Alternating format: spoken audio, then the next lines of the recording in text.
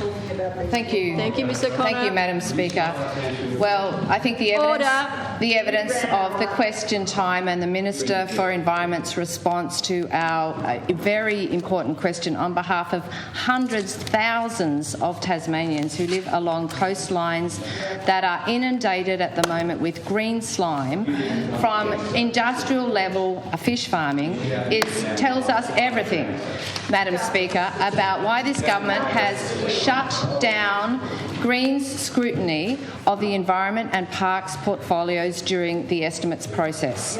Last year, Madam Deputy Speaker, members had 5 hours to scrutinise the ministers for environment and the ministers responsible for parks.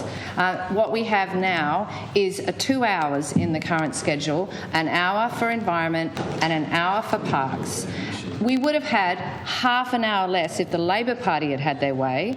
The Labor Party proposed to take an extra half an hour off that 2 hours, and we only would have had an hour and a half. Point of order. Yeah, Madam Deputy Speaker, this is a question of relevance. It was actually a reflection on the vote yesterday and the debate yesterday. This needs to be about the grievance debate.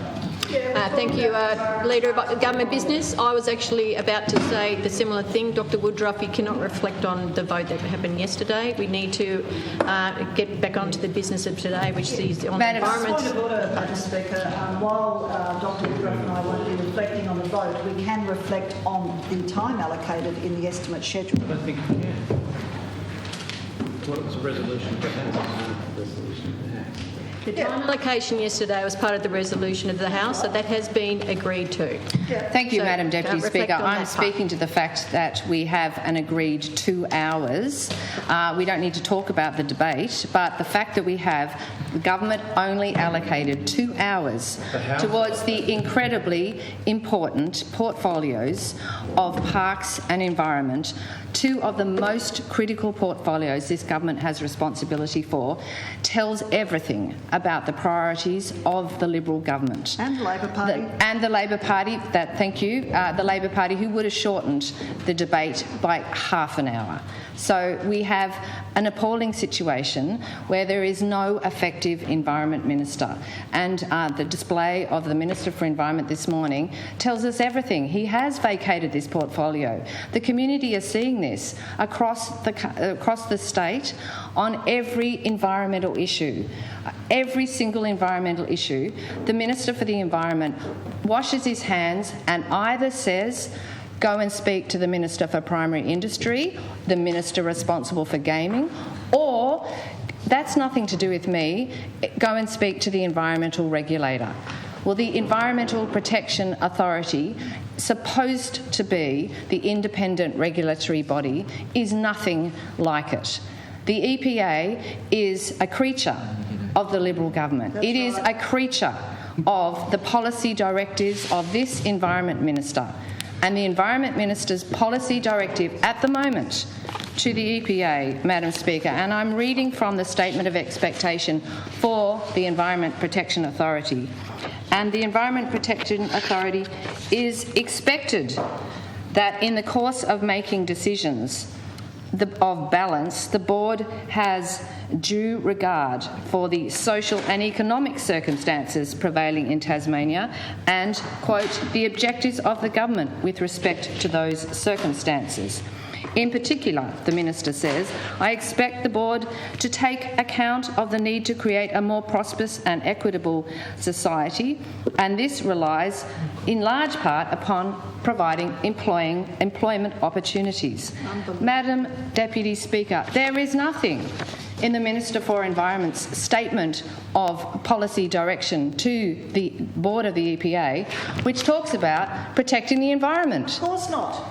Because what we see is on every decision, every single time, and continual right to information requests that we receive, stacks of information about EPA correspondence on every single situation.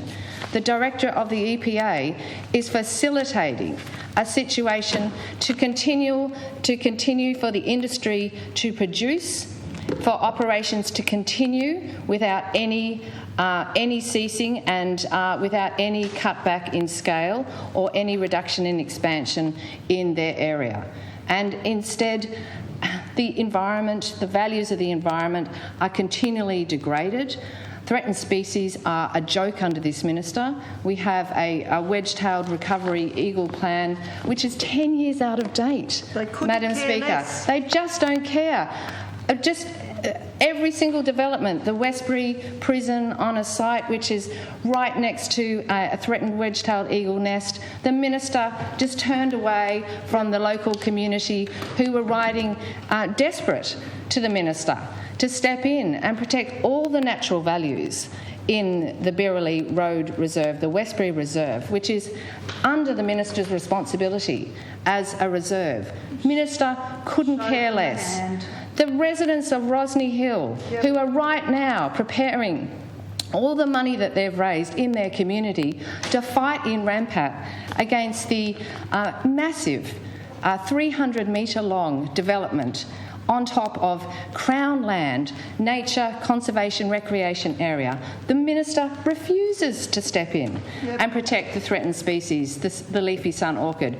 The minister was happy to sign away a Crown land for a private jetty to a massively rich developer who wants to have his own jetty there, and it would have threatened spotted handfish. The minister just, no problems. Gives away Give it away. The World Heritage Area. The minister makes no action to intervene on the duck hunting season. We've got the Minister for Primary Industries providing scope for incredible devastation of the migratory duck populations seeking refuge here in Tasmania. The Minister for Environment, not interested. The Minister for Environment is never interested, except in industry productivity.